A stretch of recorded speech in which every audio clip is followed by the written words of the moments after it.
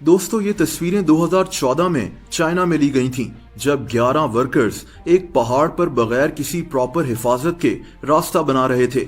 ये लोग 600 फीट ऊंचाई पर लकड़ियों के फट्टों पर खड़े थे और अपना काम कर रहे थे। छोटी सी गलती इन लोगों को मौत के मुंह में धकेल सकती थी। दोस्तों हम जब पहाड़ों के दरमियान में बनी सड़क पर सफर कर रहे होते हैं तो हम ये रियलाइज नहीं करते कि पहाड़ों को काट कर इन सड़कों को कैसे बनाया गया होगा।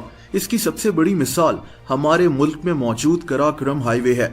इस सड़क पर 1959 में काम शुरू हुआ था। इसको बनाने में 20 साल लग गए थे। 1300 किलोमीटर लंबी इस सड़क को बनाते हुए तकरीबन 900 लोग मारे गए थे, जिनमें पाकिस्तानी और चाइनीज वर्कर्स शामिल थे।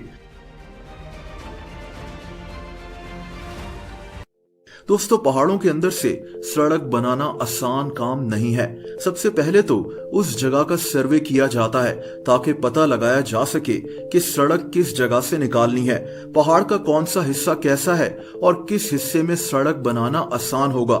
यानी इसका मकसद प्लानिंग करना होता है, क्योंकि पहाड़ पर कोई छोटी सी गलती जानी और माली नुकसान का सबब बन सकती है।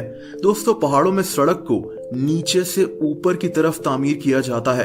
इसकी वजह यह होती है कि अगर सड़क को ऊपर से नीचे की तरफ बनाया जाए तो पहाड़ से बड़े बड़े पत्थर नीचे की तरफ गिर सकते हैं, जिससे काम करने वाले वर्कर्स और इनकी मशीन्स के लिए खतरा पैदा हो सकता है। दोस्तों इसके बाद पहाड़ को काटा जाता है ताकि इसमें से सड़क की बेस बन सके। इसके लिए पहाड़ों में ड्रिलिंग के जरिए बड़े बड़े सुराख किए जाते हैं और फिर इन सुराखों में धमाकेदार एक्सप्लोसिव्स रख दिए जाते हैं। अगर आप पहाड़ों में सफर कर चुके हो तो कभी कभार हमें जोरदार धमाके की आवाज आती है। ये ब्लास्ट पहाड़ों से सड़क को बनाने के लिए किया जाता है ताकि वर्कर्स और भारी मशीनरीज यहाँ काम कर सकें। दोस्तों इन धमाकों की वजह से छोटे छोटे जर्रात हर जगह फैल जाते हैं, जिन्हें रॉक डस्ट कहा जाता है। धमाका करने के बाद इन जर्रात को साफ करना भी जरूरी होता है, वरना ये माहौल के लिए खतरनाक हो सकते हैं। इनको वैक्यूम्स के जरिए साफ किया जाता है। ये प्रोसेस भी काफी मुश्किल है।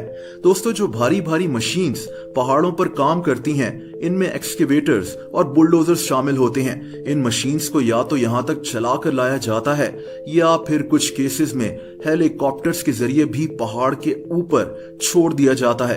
ये काम भी इंतहाई खतरनाक होता है, लेकिन वर्कर्स बड़ी बहादुरी से अपना काम कर रहे होते हैं। दोस्तों अब इन मशीन्स के जरिए सबसे पहले तो पहाड़ों से मिट्टी वगैरह को उठाकर नीचे फेंका जाता है ताकि यहाँ एक रास्ता बनाने में आसानी हो। ये काम इंतहाई खतरनाक होता है। जैसा कि आप देख सकते हैं ऊंचे ऊंचे पहाड़ों पर इन मशीन्स को ऑपरेट करना काफी मुश्किल है और इसके लिए काफी स्किल्स की जरूरत होती है। इसके अलावा वहां मौजूद दरख्त और भारी पत्थरों को भी इन्हीं मशीन्स के जरिए हटाया जाता है।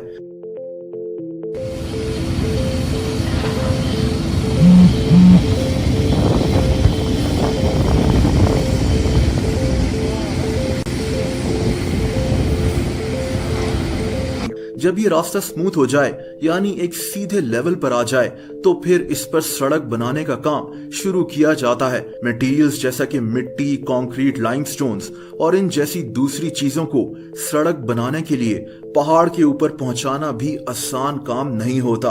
दोस्तों यहाँ एक और इंटरेस्टिंग बात यह है कि पहाड़ों पर सड़क को ज्यादातर जिग जैग शेप में बनाया जाता है, यानी कोशिश की जाती है कि रोड सीधी ना हो। हालांकि इस तरह फासला और लंबा हो जाता है, लेकिन इसकी भी एक वजह है। अगर पहाड़ों में सड़क को बिल्कुल सीधा बनाया जाए तो भारी गाड़ियों के लिए पहाड़ों पर चढ़ना मुश्किल हो जाएगा। इसीलिए रोड्स को जिग जैग शेप में बनाया जाता है।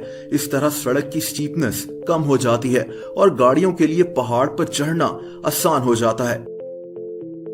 आज पहाड़ पर बनी सबसे खतरनाक सड़क नॉर्थ युंगास रोड को कहा जाता है। ये सड़क बोलिविया में है और हर साल इस सड़क पर 200 से 300 लोग हादसे का शिकार होकर मारे जाते हैं। ये सड़क सिर्फ 3 मीटर चौड़ी है। इसको 1930s में वहां के लोकल लोगों ने बनाया था। इसको डेथ रोड भी कहा जाता है।